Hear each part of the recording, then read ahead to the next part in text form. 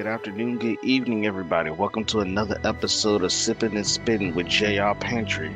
I'm one of your hosts, Rick, aka Mr. Cartel, joined by my co-host Jordan, aka Capo.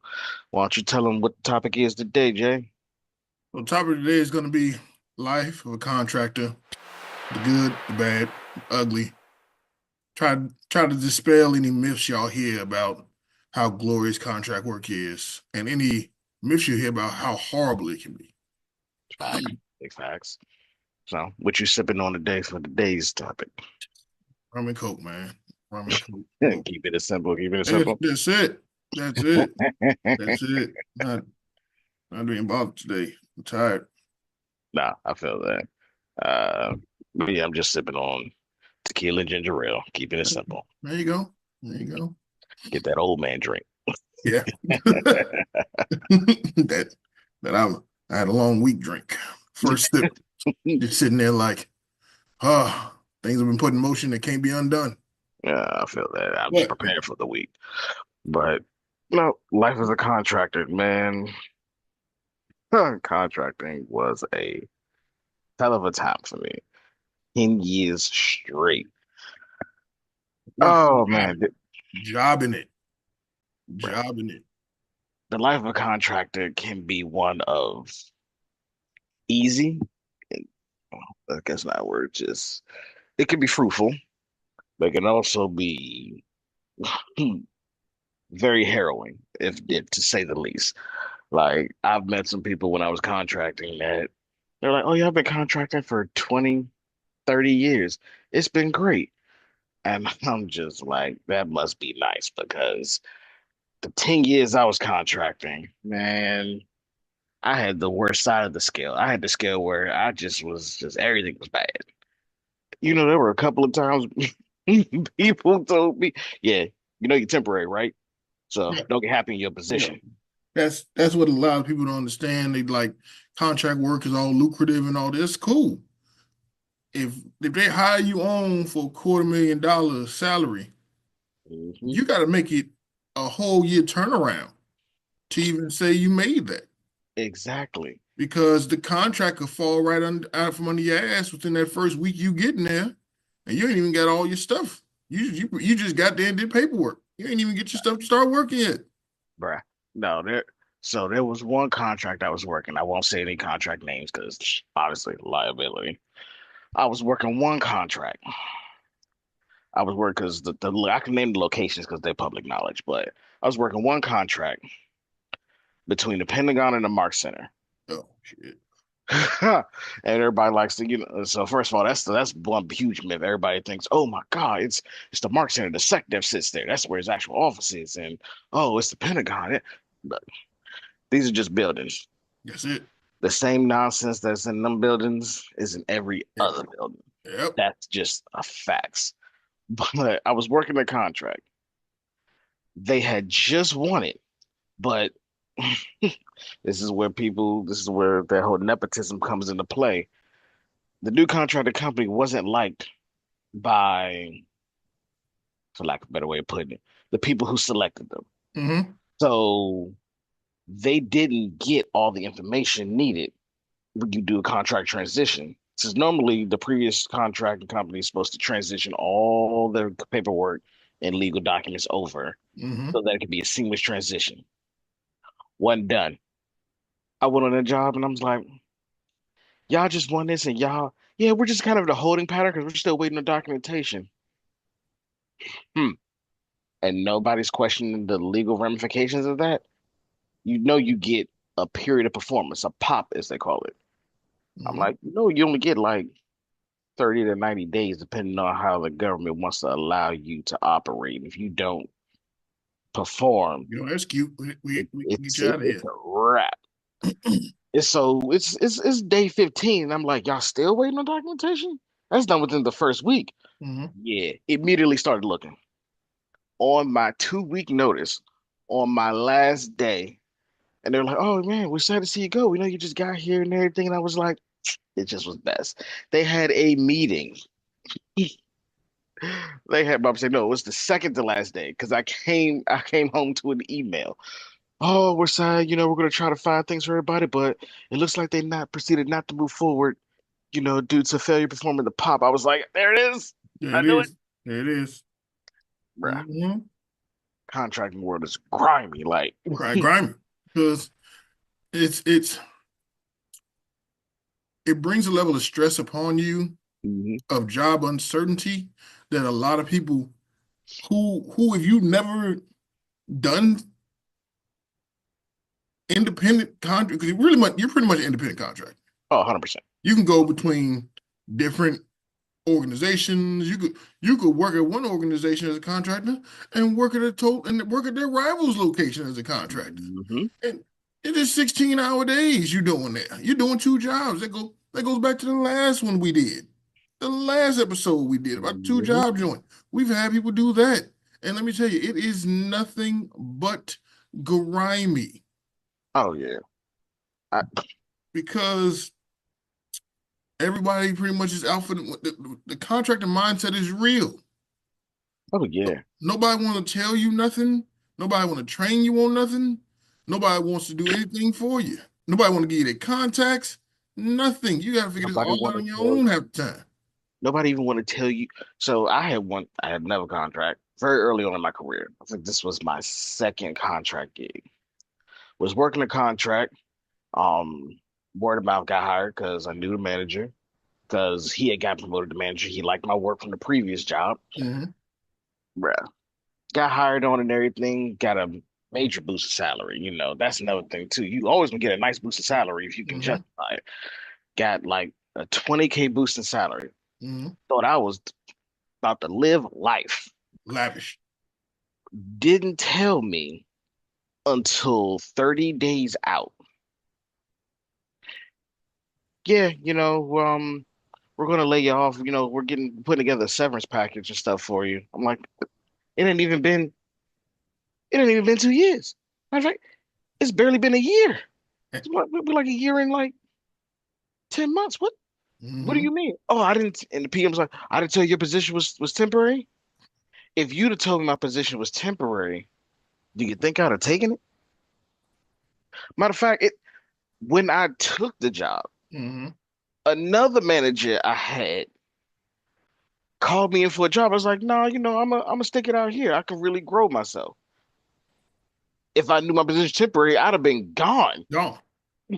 And when let's say you say you got a contract, you working on fuck it. I'm not gonna say the company name, but I will say the contract. It was the Microsoft contract we was on, right? Hmm. You know, Hmm. fucking me and you knew the second we saw two emails from Hmm. the PM, then the director. Oh, we already knew. Contract Yeah. done. Oh, Contract is done. OVA over with. But the thing is, with the new company coming in, they'll start buying up. Hey, you want to come work for us? Hey, we want to come work for us. We give you this, this, and this. You got this, just so they can have people on premise that already know the system, so they ain't got to go through the whole process of vetting and all that. They can get right to it. And what people don't realize that when they do that, they keep you, but they definitely looking to phase you out for cheaper labor. Oh yeah, no, no, Definitely. that's definitely. And that's the thing I try to tell people all the time. People always used to come to me and was like, "Oh man, you're making this." I'm like, "Yeah, granted, contractors do make more money than Hmm. government and some private So industries. yeah, Some private industries pay nicely, but but you're also we get a getting higher taxed at a tax higher. bracket, Yep. higher tax bracket. We pay for everything out of pocket. When you Hmm. look at what some companies, private companies and government pay for, it's like, yo, yes, you can do the contract stuff. And like I said, on one side of the coin, you could have a fruitful life as a contractor. Hmm. However, that whole because it was the last contract I was on. Oh my God, that was the work. Like they lost the contract. And because nobody came up with a transition, this is why I always write everything down and why I always tell you and tell people I run into black and white email. They did not have a transition plan. Hmm. So what happened was when they lost that contract, they told everybody, it's a wrap. We're pretty much losing the contract. New Hmm. company came in. New company underbid. That's another thing too Yep. for y'all Oh, folks out there. When a new oh, company comes in, it's because underbid. they won the underbid. which means if that was a $10 million contract, they came in and won it for 8 million, which means the cut's gonna come from somewhere. They not fitting to cut their salaries. Mm-mm. Just to put that out there. But they had one dude who was a senior engineer slash architect. He built the whole environment Crazy. and been there for 12 years. He built that environment. And instead of them paying him, because he was making 230, Mm-hmm. instead of them paying him the 230, they're like, the best we can do is 105. He said, cool, the best thing I can do is leave. Went to Oracle, didn't look back. That environment never recovered. I mean, They had to take off servers offline because nobody could do anything. All of the developers and engineers after that contract, there were 15 of them, two left that they could match the salaries for. Two. It was 18 system administrators, three stayed. In the middle of transitioning physical servers from the data center in the Midwest to the East. Last I heard, half of those servers still have to are still offline. Like it, it is a contracting is a cold game. oh, I've had people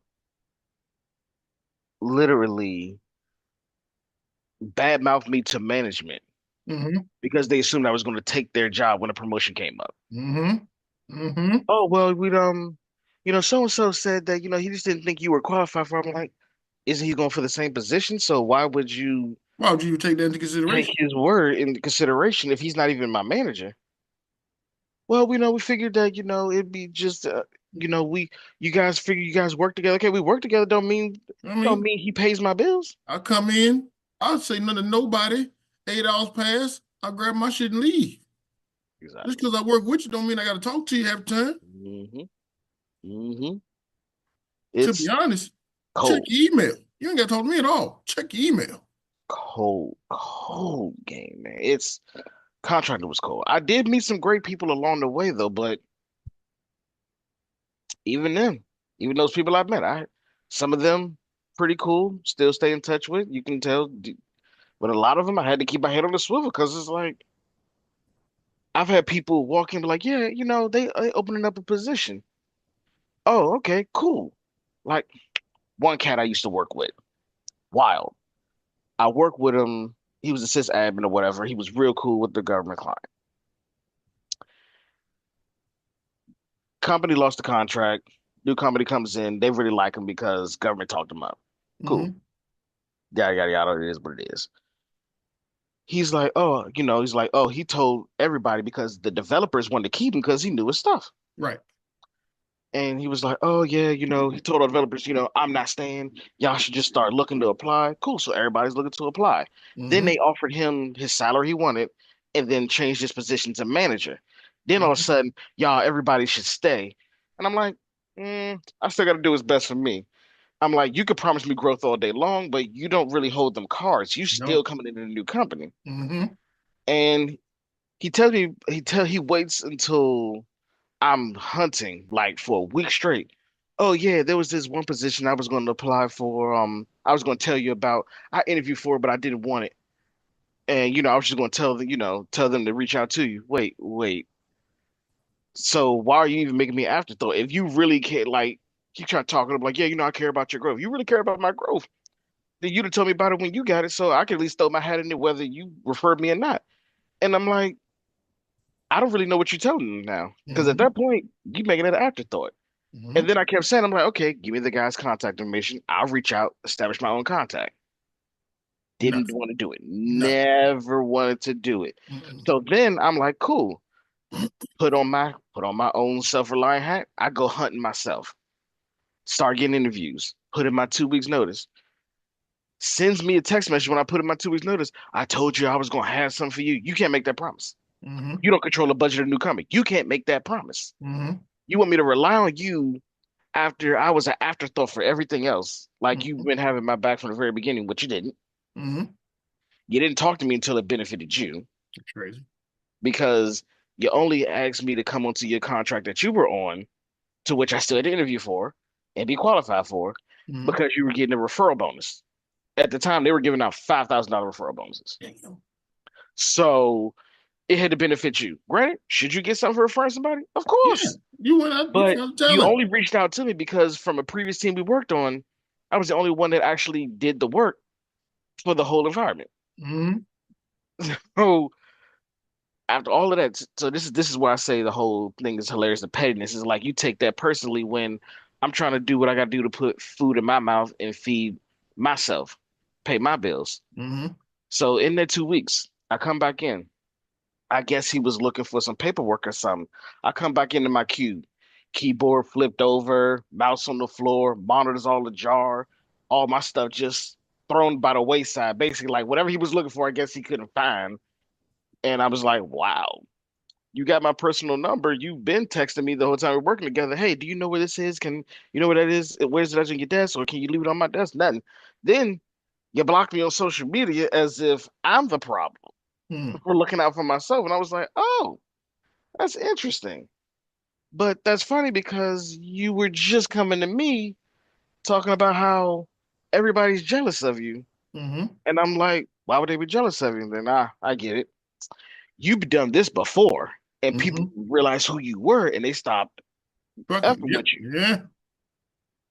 So now no, they're not jealous. They realize you ain't shit. You ain't worth a damn. Cause I'm like, you get first of all, it was giving real female tendencies. Hate to put Crazy. it any other way. Because I put my 2 weeks in instead of as another black man, instead of you being like, hey, yeah, I think you're going great. You know, you're doing what you got to do for you, for your career and all of this. You block on first before you block on social media, you post statuses everywhere, pictures, Xing out like, oh, you can't help everybody in this world. Some people only look out for themselves. They backstab, and I'm like, That's did you you. go to social media instead of coming to me like a man, Twitter and then you fingers. block? Twitter What? fingers. Uh, but like, that's the other thing. When you're a contractor, some of these companies, some of them are just staffing companies, to be honest. Oh yeah, that Some of them part. are just staff. They're just And trying to you don't know. get you on site, get their payout. Cool. Like I had this one company I worked for, and they don't say the name, but Mhm. fuck them. Uh, but I was trying to hit this man out years for like a year straight. I'm like, yo, what's going on? I got my certs all paid for by me. Never got reimbursed for none of my Mhm. certs. I've never been reimbursed. Like my company was like, yo, we'll reach out to this other company because I was a subcontractor. I wasn't on the primary. Sometimes if you're a subcontractor, you get away with a lot more shit. That part. You get away with a lot more shit. If you were a sub, they ain't worried about you. They ain't if you don't come into work, hey, they ain't gonna ask you why you ain't coming to work. And they're like, I was asking for a raise. I was like, yo, I've Mhm. been there for a year. You got a fantastic fucking rapport because I've been here representing the company. Mhm. I've got more certs, solidified our stake in, being a subcontractor, able to do the work and all this shit. Man said, let me go and see what's going on. It was in December. I said, late November, I hit him up. Like mid-December, he hits me back, said, hey, starting on the first, we was able to scratch some numbers and shit. This man said, starting first, your pay increase is gonna go up by $1. Yeah, that's disrespectful. I shit you not, $1 pay increase. Now, mind you, I got the search I was getting. I got my CCNA, my that was network fucking certification. Like level 2 and 3 certs. Yeah. Yeah, I was like, yo, dude, like you don't understand. Like the search I got, top notch. Like and you didn't have to put out anything for that. So, Right. but that's when you told me, hey, you can't don't ask for a raise, ask for a position change because the position Hmm. title brings you a certain amount of money. I'm like, all right, cool. Yeah, Yep. I was ready to go in off there. Like, bro, you give me $1 Hmm. increase. You already shortchanged the shit. That's another thing. You got to be careful with some of these agencies because they're gonna shortchange the shit out of you. Hmm. Because when I first came in, they got me for 60,000. I was like, all right, whatever. But then I get there, man, I'm working help desk. Right. I get there, motherfuckers making 80, 85, $92,000 doing the same job. Right. And I'm like, No, this ain't the wave. And one of them cats that was getting paid 80 was from my same company. My same company. Bro, turn And I'm around getting paid and 60, he be getting paid 80. I'm like, yo, what is going on? dirty. So when I was like, you know what? I'm going somewhere else. I'm taking my stuff federal, not having to deal with this shit no more. Facts, facts. Mind you, I ain't even hear from this cat for a while. This contract work is crazy. Because unless they need something from you, they're not gonna be hitting you back. Oh yeah, Second, 100%. second I 100%. hit them with that, I was at home. Home got the offer for the federal for the government. Boom. Hey, my last 2 weeks putting my notice in. Last day I'm gonna be at blah blah. Second I hit send, 10 minutes later, my phone started ringing. He's like, "Hey man, I just saw your email. Is there anything going on?" Oh I'm yeah, like, they look "No, no, everything's good. Don't worry about it. Don't worry about you. Don't worry, all little good in head. the hood, baby. Don't worry, little head, man. Don't worry about me. You didn't do it before. Don't worry about it now. Facts. Don't worry." And that's why the fucker probably he hit me up a while back. He's like, "Yo, do you know anybody? This and the third?" I'm like, "I know a couple people, but I don't know what you want me to do. I can't Like deal I'm not with you. gonna get any benefit on that. Like you tried to give me $1 raise. Like You gave what me do your you ass to expect me to kiss. refer? Right. So I'm giving you mine. I can't deal with you, man. You all that hustle like third string. I don't get somewhere, man." No.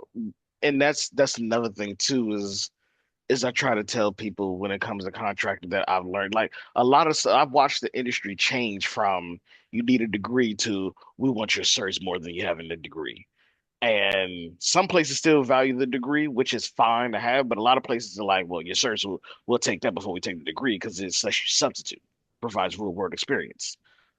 But that was the biggest thing, like I told you, is when it comes to the way they write contracts, It's crazy. the position title is what they use. That's how they bill for your labor. So if you doing work that's a system engineer, nah, you need to tell them make me a system engineer because that increases the capital gain by like 30 to 50K. Mm-hmm. Like when they look at my experience and my certs now, stuff like that, I try to stay out of the way for obvious reasons because I want to be low impact and I want you to leave me alone Mm-hmm. because and that's why I always ask them, hey, I'm like, oh, I'll just do like, this amount between this range. They're like, but with your surgery experience, you should be asking for 150, 170. Nah, because then you're gonna ask more of me, and then that's gonna be a headache. I don't want that. Yeah. Like, oh, you got to play dumb till it's time not to play dumb. Mm-hmm. And But I'll be sitting up there now. I'll be like, "All right, man, whatever y'all want." But a lot of times, if you was on a typical contract and it's like a year or 2 years mhm. at the halfway point, second you got to get a couple of months to the halfway point, start looking for another job because there's no guarantee. And the contractor, there's no guarantee you're gonna stay on that contract. There's no guarantee that they're gonna want to keep you. If you do stay on the contract, if they lose the contract, there's no guarantee that the new company's gonna want to pick you up. And honestly, it's like so. That's the biggest thing that I try to explain to people as well, just from my travels. And I always tell people, I'm like, you know me, I say it all the time. I speak from only what I experienced and my experiences and what I've gone through, but I always reserve the right to be wrong because times and people, things will always change. The game is the same, but the players will always change. Mm-hmm. But the biggest thing is when it comes to these contractor companies, and I always tell people I've had experience with small and medium companies and large ones.